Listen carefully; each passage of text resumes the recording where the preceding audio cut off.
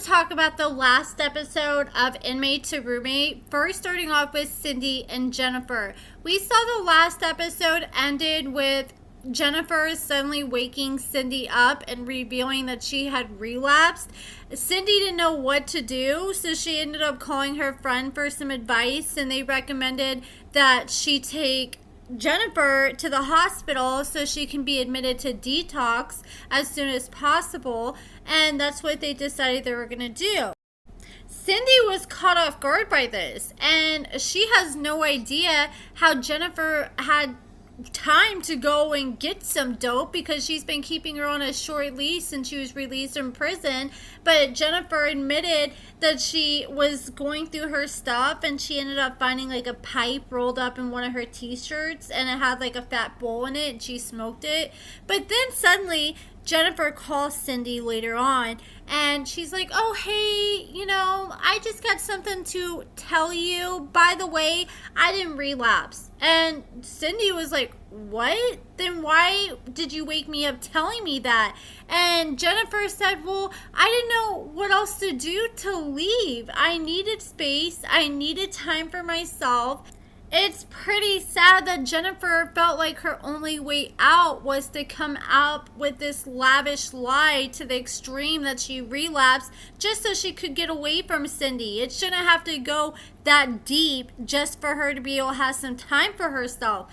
Cindy has to realize Jennifer is an adult at the end of the day, and she has to give her room to make her own decisions and live her life. It's like she doesn't want Jennifer to leave unless she's doing something for her or unless Jennifer is with her. And it's like, Jennifer's an adult. She does not need a chaperone with her at all times. Like, I understand I don't think she's trying to be controlling, but that's how it's coming across. I think she's just trying to make sure that Jennifer doesn't mess up.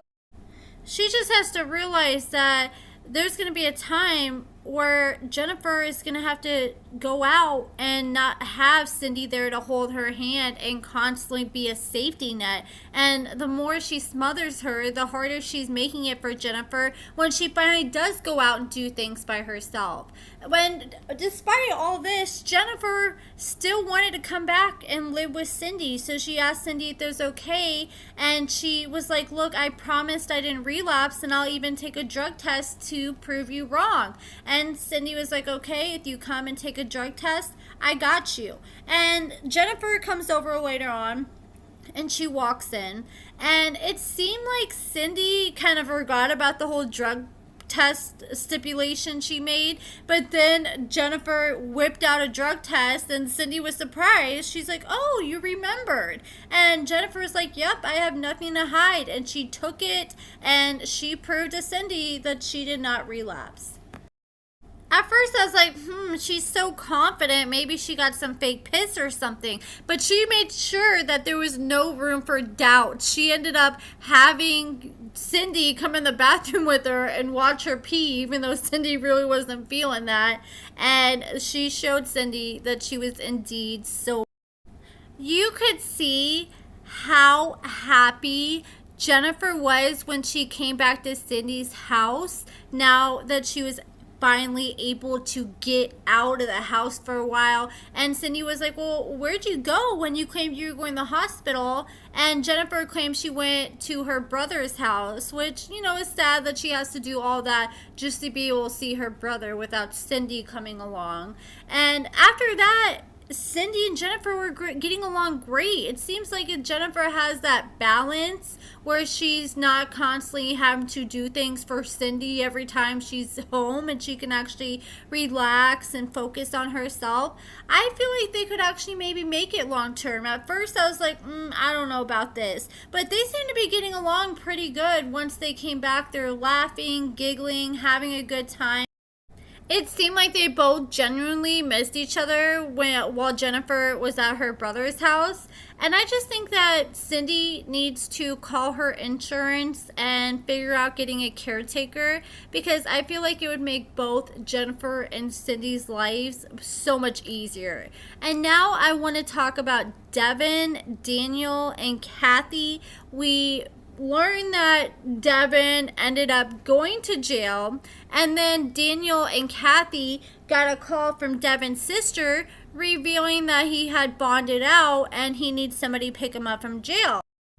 Deven's sister told Kathy that she's the one that bonded Deven out and he's supposed to pay her back. And Kathy was shocked, but Deven's sister was like, well, he's really convincing. He kept begging me, so I finally gave in. So Kathy ended up calling Daniel's grandma to meet her over at the jail to pick up Deven. Kathy pulled up at the jail. Deven's grandma showed up. And at first, I was like, oh man, maybe Deven's grandma is going to be willing to give him another chance. But she said, hell no. She already knows how Deven is, and she's not about to let him smooth talk his way back into moving in with her. And she really doesn't want to, have too close of a relationship with Deven until he finally proves himself and starts taking accountability. And Deven finally got out of jail, and when he got out, he didn't seem very apologetic. This was a major red flag for Kathy. She was hoping that Deven would have, learned something from the time he spent in jail and would have at least been on his hands and knees begging for forgiveness or at least taking a little bit of accountability. But he was doing the complete opposite and just trying to brush things under the rug. And Kathy gets in the car and Deven gets in the car and she starts driving him. And at first I thought he was about to go back to Kathy and Daniel's house. And I was like, oh man, it's probably going to be the same thing all over again. But Kathy revealed that she was going to take him to a sober living facility, and I think that's great for him. I think that's exactly where he needs to be, because they will force him to be responsible or kick him out, and then he has no other options, and he'll likely have a better chance of staying sober if he has more rules. And I just feel like Kathy said, this place is going to know how to handle Deven a lot better than Kathy and Daniel have any idea. And while they're in the car, Kathy was trying to give Deven some advice. I like Kathy. She's a straight shooter, and she's exactly who Deven needs in her life to tell him what he's doing. She's like, you do not realize everybody that you're hurting. Everybody just wants the best for you, and you're freaking killing them inside. And Deven's like, oh, it's not my fault that you guys gave up on me. And Kathy was like, dude, you need to take accountability. It is nobody else's fault but your own. Nobody freaking put the drugs in you.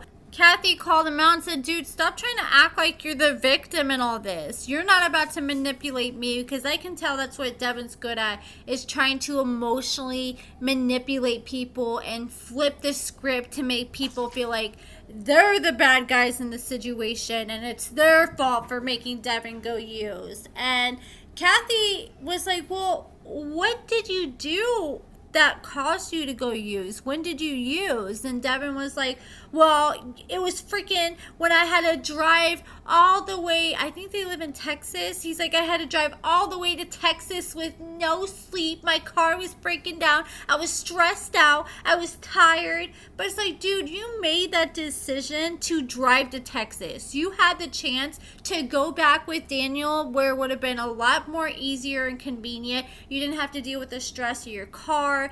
But no, you wanted to stay an extra day, and probably so you can get some drugs and get high. You can usually get a pretty good idea when people are done with that lifestyle and don't plan on going back. But you can tell that Deven's not done yet. He hasn't hit rock bottom. And I wouldn't be surprised if this halfway or the sober living facility doesn't work out for him. Like, I really hope it does, because I'm scared if it doesn't, that we're gonna see an article here a year down the road that Deven OD'd. That's what my biggest fear is, especially with the type of drugs that he's using. Now I want to talk about David and Aaron.